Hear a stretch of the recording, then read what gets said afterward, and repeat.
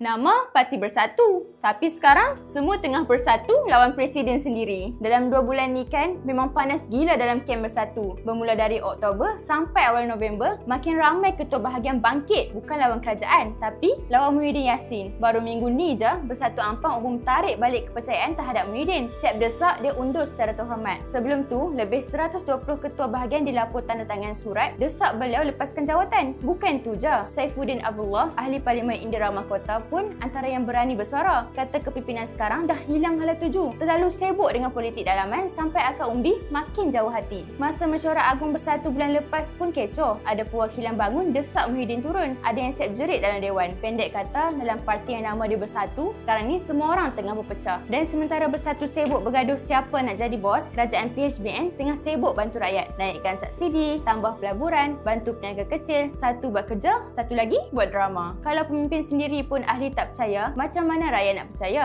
Nama Parti Bersatu. Tapi yang tinggal sekarang cuma tu. Sebab yang lain semua dah hilang arah.